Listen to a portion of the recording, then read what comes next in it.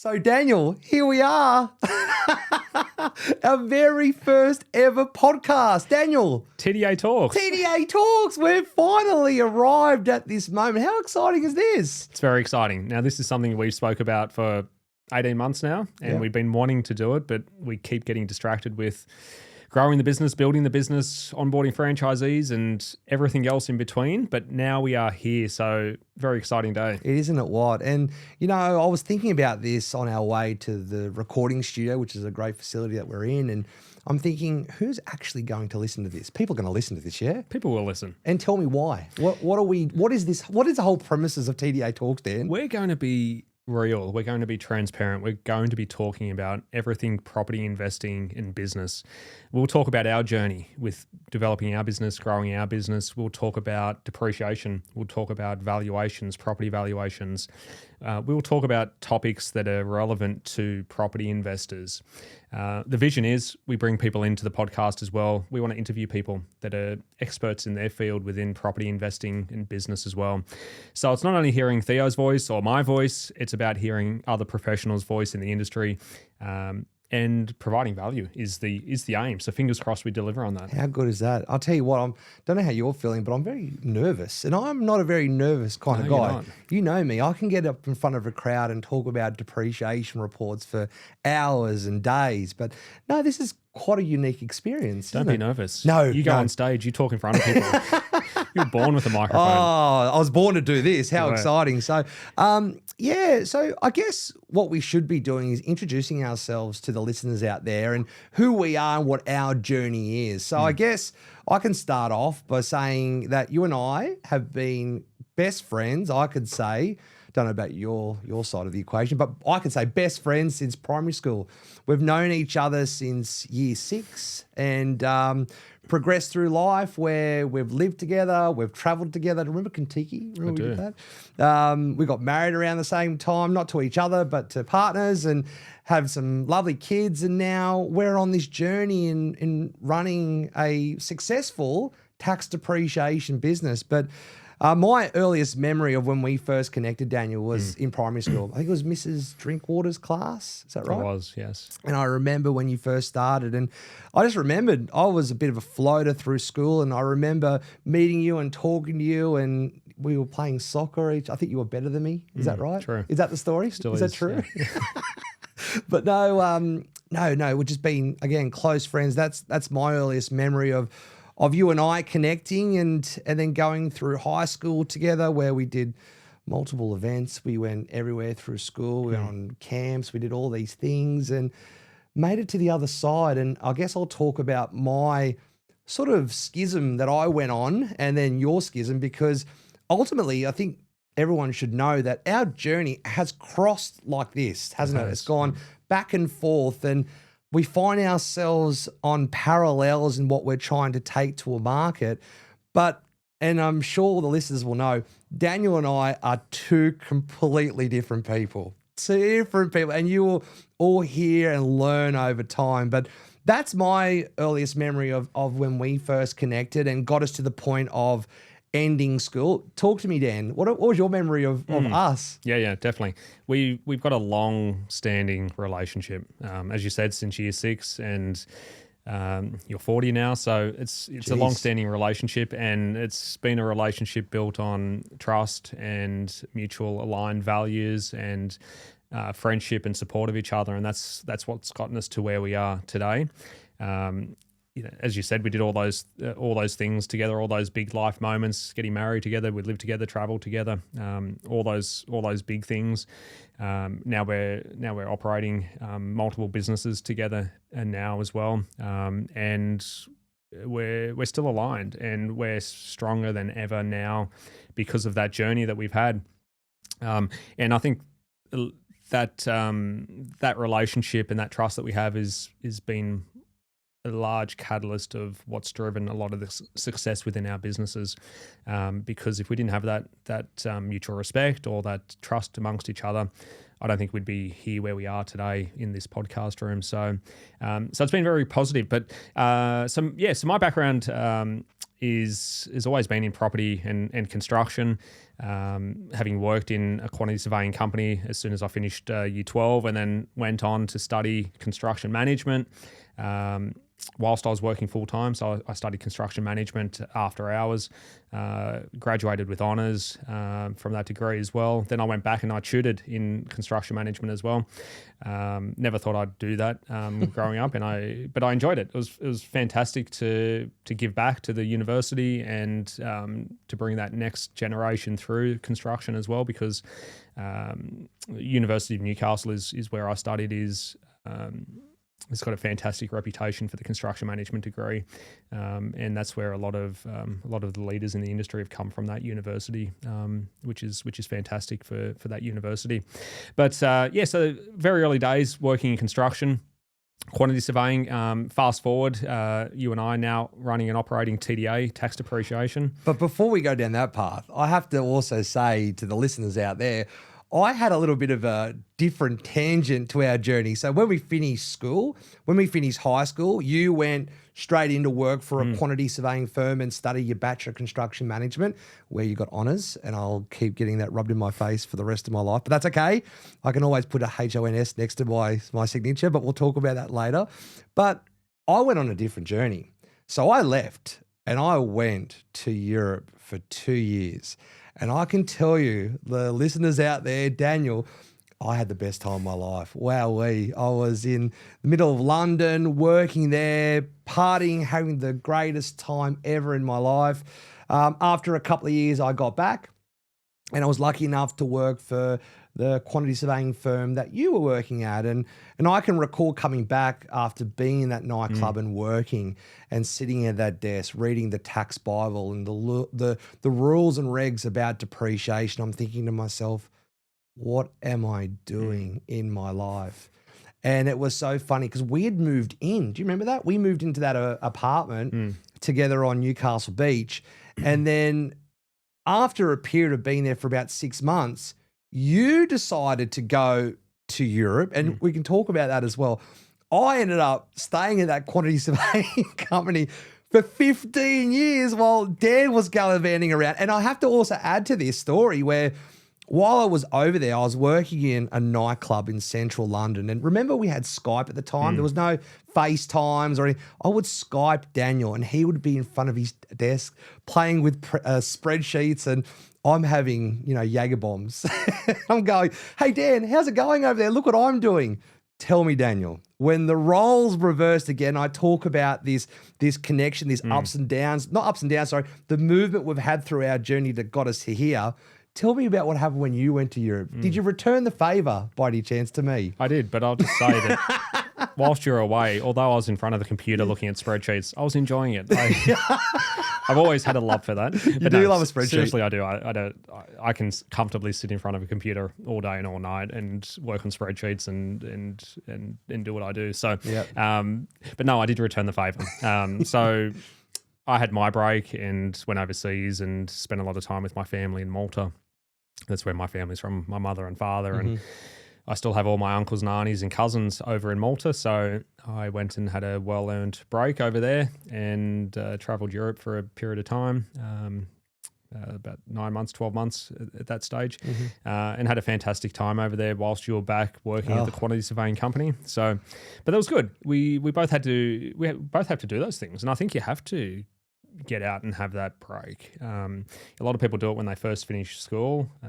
I didn't. I went straight into working and studying, but I took it after, a little bit later in life. So, but I think it's good. And, you come back, I came back and I was more refreshed and rejuvenated than ever to get into things and get the career going again. So very positive. But no, I enjoyed calling you while I was away and you were working there. So yes, and I did not. So yeah, thank you for returning the favour. I guess where to from there? So we obviously travelled overseas. I was working, and I continually worked in a quantity surveying firm for, as I said, close to 15 years. Your journey was a little bit different. When you did return from Europe, tell me what you did. What was your next phase of your journey, Dan? Yeah, so when I returned from Europe, I was at that pivotal point where I was deciding, do I get straight back into quantity surveying, or do I use another aspect of my degree, the construction management degree, and go into another path of construction management and property? And that's what I ended up deciding to do. I went down the path of working with a human services company. It's the largest human services company in the country that specialises in disability housing, foster care, aged care, immigration services as well. And my role was to head up the property division within that company, whereby we had a few different streams. One of the streams was building properties, government funding to build housing fit for disability access. Another stream was commercial property management and office fit outs as well for the company. Another stream was facilities management, managing all the repairs and maintenance across the portfolio. And then there was a residential property management division as well, because this company leased and owned several hundred properties across the country. So that was my remit to head up that team. And when I started there, it was a new position. So I was single operator, and then built it up to a team of 40 odd people at that stage, and really got the company to a good point. And I left there after, it would have been 10 years I was there at that company. So I left, leaving that company and their property portfolio in a really good position for the next person to take over. And then that led us on to getting back to our roots and our true passion and our true skill set, which was quantity surveying. And I guess through that part of your journey, we would talk. How often would we talk? Like every second day, wouldn't we? We'd be connecting, inspiring one of each other, like through each and everything that we were doing. I remember the times personally, some of the personal things you've done to create wealth for yourself. I remember the stuff that I did personally create wealth for myself, and we'd always be supporting each other through that. And I guess that was part of the catalyst that led us to, drum roll, please. I don't know how to. Do you know how to do a drum roll? Nadia will know. No, Nadia. Thank you, Nadia. To do a drum roll of introducing TDA Tax Depreciation. Woohoo! And I guess TDA is a baby. It's my baby. It's your baby. We started this business about 2.5 years ago with nothing. No one knew who we were. No one knew who TDA, what we did, what it was that we're doing. You're probably still listening. So what am I listening to? You will all hear about depreciation shortly, I promise. And am I going to knock some socks off? Brace yourself, yeah? But I guess when we started this, we had the desire and the aspiration of not just creating a little tax depreciation business. We wanted to create something that was going to be everlasting, memorable. Our vision for what we do, and I'll get you to attest to this, is ultimately being the number one depreciation business in the country. And we will talk to everyone, those listeners out there, on what we're doing to really inspire people to do it. But I guess, Dan, talk to me about your journey so far with TDA, because I'll tell you what, I have had the ups and downs through everything. I don't know how you feel, but when somebody starts a business from scratch and there's no income, there's no phone calls, there's like, well, who's going to give me the opportunity of doing a tax depreciation report? It was grit and determination. Tell me about some of the experiences that you've had, because I know it's been full on, and I'm lucky enough to have you as an awesome support for me through this journey. But how have you been feeling? Yeah, definitely. Look, starting a business within an industry where there are such long-term established names was no easy feat. And this was something that I know you started. You had 3 children under the age of 4 or 5 at that stage. And if someone wants one, Alexandra, she's up for. No, I love all 3, Michael, Alexandra, and Zoe, and I'm sure I'll talk about them later. Sorry, Dan. But you starting the business with 3 young children, not at school yet. I had a young daughter, not at school either. And we're entering an industry where there's some established names, big established names that are well known within the industry. It was really a big feat for us to take that on, and it's hard enough to start a business in Australia at the moment. Odds are stacked against you for it to be a successful business with all of the red tape and the hurdles that you have to go through and continual compliance, let alone when you are trying to build a name and attract clients to you as well. So it really did take a lot of grit and determination, and we got there. We definitely got there, and we got there because we had each other's support. We had a clear, aligned vision as to what we wanted to achieve. We knew we wanted to do things differently to the other companies within our industry that have been operating, and we saw how they were operating, and we had a vision to do things different in a number of ways, and that was what our competitive advantage was. And we're fresh, and the way that we operate the business and interact with our clients and our customers, that reflects and that resonates well with people within the industry. And I think the biggest thing was people could see that you and I were both genuine in what we were doing, and we were there to do a good job, and people could see that and respected that. And that's how the work first started, and then that work developed into repeat work and into word of mouth, and enabled the business to grow. And what started off with just you and me within that business has now grown into something quite beautiful that I'm very proud of, and I know you're proud of as well. We've developed quite a large, successful team. We've now ventured out with other companies and providing other services. Hashtag franchising as well. Sorry, I just had to jump in there, Daniel. It is, yeah. So, but it was hard, and we got there. And the way that we got there was by staying aligned as to what the vision was, what the goals were for the business, and not wavering. Yes, there's ups and there's downs, and there's challenging times, but it's staying focused on what the end goal is, and staying true to the vision. Definitely. And I hope our listeners are still there, because we are going to explain what a tax depreciation report is. But before we do that, through this journey of business, because I'm really honing in, and I want people to really listen about what we've been through. And you're going to have some ups and downs, but tell me about something positive, because I'll tell you something that was positive to me, something that stands out in my mind, being on this journey now for 2.5 years. When we won one of our first ever jobs, it was in Western Sydney. So for our Western Sydney listeners out there, you probably know where Oxley Park is. So I flew in to Sydney and I met Daniel. We drove with our TDA shirts to Oxley Park. We took a selfie out the front. We did an inspection together. We were asking all of these qualifying questions to this tenant. And very quickly did we realize that she was not an investor. She was just a tenant.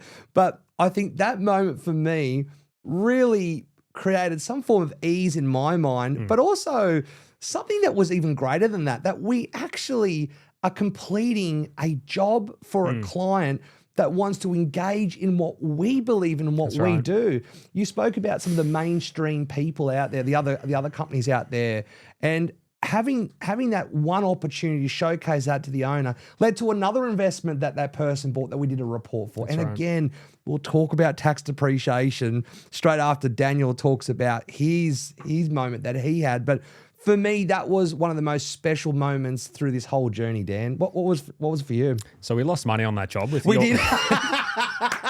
with your flights. We did lose money, but was it fun? It was a momentous occasion. Yes, just don't tell the accountant. Don't tell the accountant. And that's why we did it. It was a momentous occasion, and we had to share it together and mark that milestone and have that photo. And I think that's something that we've done all the way through. Any of those momentous first time events that have happened, we have really celebrated them, and we've held each other accountable to just say, hey, Theo, stop. Just think about what just happened. Daniel, do you realize what just happened? This is a first for the business.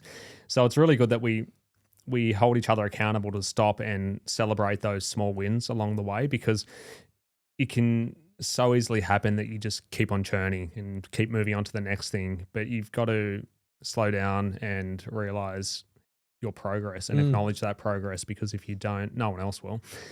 I think it actually, that comment that you just made actually reflects what happened today. I think today, we were sitting at our desks, and where Daniel and I sit in our business operation, our head office is out of Melbourne. We'll talk to that shortly as well. Where we were sitting, we were looking out at the whole group of staff members that we've got, who are awesome individuals in their own right. I said to Daniel, stop, stand up and look out. And there were conversations happening, inbound, outbound calls, people emailing, people connecting, seeing that is an inspiration to me because it makes me want to go harder because people are connecting with people that are working with us. So, yeah, that just goes back to that comment is taking a deep breath, looking around and understand what you've accomplished to that point. So, I guess we should let our listeners know what TDA is and what we actually do. I think that's pretty important. How long have we been going for? About 20 minutes. So if you're still with us, thank you for listening to us talk. But I guess, who is TDA and what is it that we do? Well, we do these amazing reports called a tax depreciation report.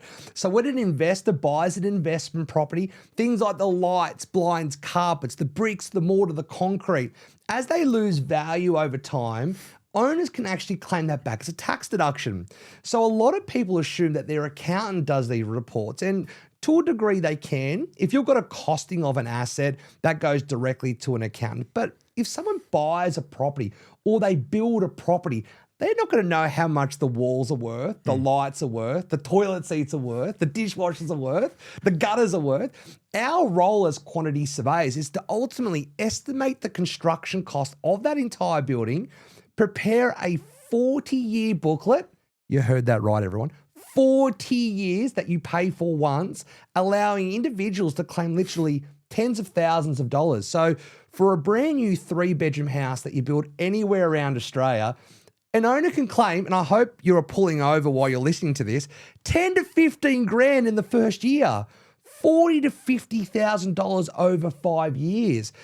It's phenomenal amount of deductions for individuals. And I guess, Daniel, you can contest to this as well. So many people aren't aware of these benefits. How exciting is depreciation? It astonishes me. When I started working at a quantity surveying firm in 2003, I was working in depreciation at that stage. And the conversations I was having with clients and investors, it appeared at that stage that depreciation was such a new concept, a new topic, and it wasn't. And I still have conversations today. It's 2025, and conversations that I'm having today with investors and referrers, depreciation is still a foreign topic to a lot of people. And it blows my mind because Australians have such a love for property investing and buying property, renovating, building property, etc. And depreciation is such a critical component to know if you are a property investor, because in good times, it's great. You can still claim depreciation, but in hard times like we've gone through with high interest rates and high cost of living, you really need to find those deductions that you are eligible to claim, because claiming those deductions can be the difference between having to sell the property and being able to hold it because of a higher tax refund. So a lot of what you and I, Theo, do is education. And for people who follow our social media, you'll see that every week there's a photo of Theo and me at some different event. We are everywhere. We are in Tasmania. Hamilton Island, Tasmania. We go everywhere, don't we? Everywhere, doing events, presenting to people, purely educating people about the benefits of depreciation, because so many people still don't know about the benefits. And it needs to be spoken about. It needs to be known. So if you're holding a property at the moment, you need to be having that conversation with your accountant about whether or not you are claiming depreciation on your property. And we're talking investment properties here, any income generating property we're talking about here, not your principal place of residence, but income producing properties. So we need to be having those discussions with each other, because if you're not claiming it, you are entitled to be claiming it, and you need to be working with a quantity surveyor to unlock those deductions within your property. And that's one of the core focuses of what we do at TDA. It is preparing those tax depreciation reports, and it's on all types of properties. And this is something we get faced with every day. People ask, can I claim it on this type of property? Can I claim it on a storage shed? Can I claim it on a hotel I own? The answer farms. is How good are farms? Farms are fantastic. I love a pivot. But the answer is yes. It's all types of income producing properties. The work that we have come across our desk is so far and varied, from the studio apartment to the mansion in Toorak, to the farm, to the agricultural property, to the storage facility. It's quite a wide array of properties that we get exposed to. And the depreciation in all these properties is so varied and unique. And that's why, as an investor, you need to be working with a quantity surveyor to unlock those deductions, understand your property, and provide you with a tailored depreciation report that suits you and your property. And that's what we provide. Do you know what I love about what we do? Tell me. There is no negatives. Like, it's just positives. You're meeting people that are sitting on an asset older than you, and I'll talk about old in a second, and they hear about depreciation for the first time. That, I don't know about you, but that excites me because my job is to facilitate additional tax deductions for a client. Like, who likes paying more tax? Do you, Daniel? No. I don't. And this is a great way of doing it. When I speak to a lot of individuals, people assume that with depreciation, it only affects a new build. Wrong. Old properties can still benefit from a depreciation report. It's simple maths. So the way that we look at it is that any investment property that's been built around the year 1987 and onwards allows owners to claim the construction cost of a building. So that's your bricks, that's your mortar, that's your driveways, that's your fencing, that's all of these fixed assets. Oh, geez, we nearly depreciated the microphone here. I'm getting excited, everyone, if you can't see. I'm knocking microphones over. But it's about claiming all those fixed elements. Now, the rate that depreciates those fixed elements is at 2.5%. So Daniel, if an investment property cost you $100,000 to build, just to build, that's $2,500 every year for the entire time that original construction cost has been built. That's right. Smile. How good's depreciation, yeah? And that's for any property after 87. They qualify for that depreciation claim. Pre-87, another question I get asked is, I've just bought an old property, in one of those inner suburbs of a major city. Can I still claim depreciation? Well, the answer is yes. And not all properties, mind you, because there's T's and C's with this, but not all properties, because if it's original and no renovations been made, then there's no claim. But if there's been some form of update or change to that property, our job as quantity surveyors is to assess those renovations or updates, place a cost on those assets, allowing owners to claim thousands of dollars. I love this. We've got it in writing in all of our packs that we send through, where if we can't double our fee worth of claim in the first full financial year, there's no charge for our service. This is episode 1 of TDA. We haven't even gone through some of our other products. So I guess we might circle back to the next one. So Daniel, I'm just mindful of time here. We're going crazy because we're having too much of a good time here, aren't we? I guess that's a little bit of an introduction about who we are, our core business with depreciation. We've rolled out some other services. So I guess in episode 2, let's run through that and really explain to people what else we do to help people owning their own business and help them with their valuations. Sounds good, Theo. Great. It's getting to the time of day. Every episode, we do something very special. Tell me about it, Theo. No, you tell me, Daniel. What are we doing? What are we doing here? So let's talk about TDA confessions. All right, Daniel, you first. What is one of your confessions that you've got to tell us on this TDA Talks podcast? My confession. Let's have a think about this. I'm going through a raft of mine. That's why you're answering first, Daniel. All right, I'll tell you mine. It hasn't got anything to do with work. I did get home one day and I heard my kids screaming inside. And instead of hopping out of the car, I did reverse out and drive around the block. Now, people are going to hear that and judge me, but that's my confession. That's one for you. Daniel, what's your confession? We'll leave it there. All right, guys. Thank you so much for your time and see you on episode 2. Thanks.